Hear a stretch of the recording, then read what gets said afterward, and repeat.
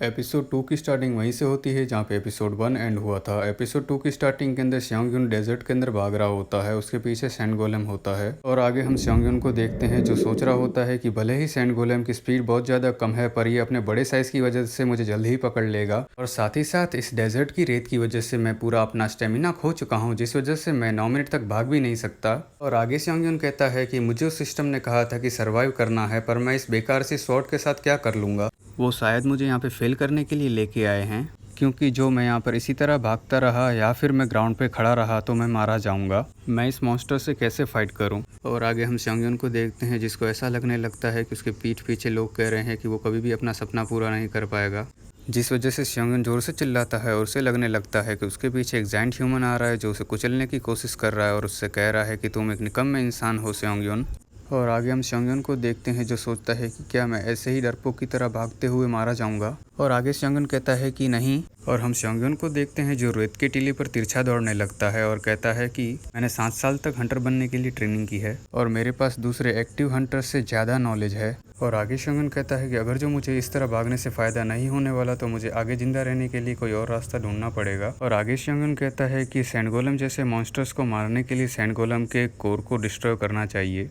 और हम sand golem के रेड कलर के कोर को देखते हैं। और आगे स्योंग-यून कहता है कि पर मुझे अब तक कोई मौका नहीं मिला सैंड गोलेम के कोर तक पहुंचने का। और हम स्योंग-यून को देखते हैं जो रेत की टीले की तरफ भाग रहा होता है और रेत के टीले पर पहुंचकर वो बैकफ्लिप मारता है, जिसके पीछे पीछे सैंड गोलेम होता है। और आगे हम स्योंग-यून को देखते हैं जो अपना बैलेंस बनाने के लिए अपनी तलवार को रेत के टीले के अंदर धंसा देता है, जिसके पीछे सैंड गोलेम आ रहा होता है। सैंड गोलेम के वजन और उसका साइज़ बड़ा होने की वजह से वो अपने आप को संभाल नहीं पाता और रेत के अंदर लुढ़कने लगता है, जिस अपॉर्चुनिटी का स्योंग-यून फ़ायदा उठाता है और गोलेम पे जंप करता है, उसके कोर के पास पहुंच जाता है और कोर पे एक ज़बरदस्त स्लैश लगाता है। और हम कोर को देखते हैं जिस पर इतनी ज़बरदस्त स्लैश लगने के बावजूद उस पर थोड़े बहुत क्रैक्स होते हैं बस, जिसे देख स्योंग-यून कहता है कि ये कोर मेरी सोच से भी ज़्यादा हार्ड है। और हम गोलेम को देखते हैं जो दर्द से कर्रा रहा होता है। आगे स्योंग-यून कहता है कि मुझे एक और स्लैश लगानी चाहिए, पर दूसरी स्लैश लगाने से पहले ही वो गोलेम स्योंग-यून को पकड़ लेता है, जिस वजह से स्योंग-यून के मुंह से खून आने लगता है और स्योंग-यून चिल्लाने लगता है और अधमरा सा हो जाता है।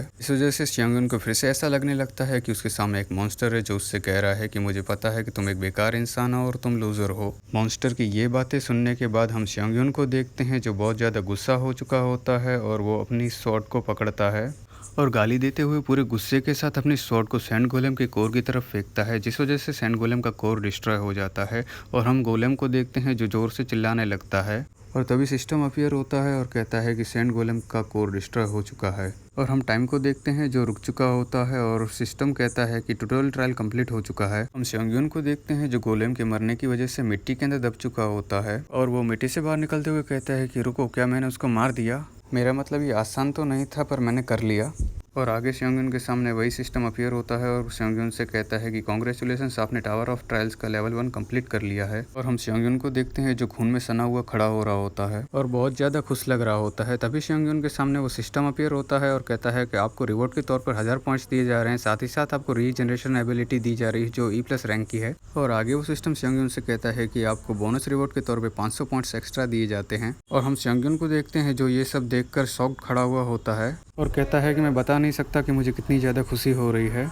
और आगे स्योंग-यून कहता है कि मैंने पिछले 7 सालों के अंदर कड़ी मेहनत की, ट्रेनिंग की, खून पसीना एक कर दिया और आखिरकार मुझे बदले में क्या मिला? लोगों की कड़वी बातें और ताने, पर आज फाइनली मैं एक हंटर बन चुका हूँ। और तभी हम सिस्टम को देखते हैं जिस पर लिखा हुआ आता है कि स्योंग-यून को नेक्रोमेंसी की पावर दी जाती है। और हम स्योंग-यून को देखते हैं जो अपने ही ख्यालों के अंदर खड़ा हुआ होता है। स्योंग-यून के सामने जो गोलेम पड़ा होता है उसमें से अचानक से ब्लैक फॉग निकलने लगती है, जिसे देख स्योंग-यून सोचता है कि अब ये क्या चीज़ है और उस ब्लैक फॉग को टच करने की कोशिश करता है कि तभी उसके सामने सिस्टम आता है और कहता है कि आपकी नेक्रोमेंसी की पावर एक्टिव की जा रही है। और आगे सिस्टम स्योंग-यून से पूछता है कि क्या आप सैंड गोलेम की स्पिरिट को एब्जॉर्ब करना चाहेंगे, जिस पर स्योंग-यून यस का बटन दबा देता है, जिसके ऐसा करते ही उस ब्लैक फॉग के अंदर हलचल होने लगती है और वो ब्लैक फॉग बड़ी तेज़ी से स्योंग-यून की बॉडी के अंदर एब्जॉर्ब होने लगती है। और यहाँ पर सेकंड एपिसोड एंड होता है। अगर जो आपको वीडियो पसंद आए तो please like, share and subscribe करना ना भूलें।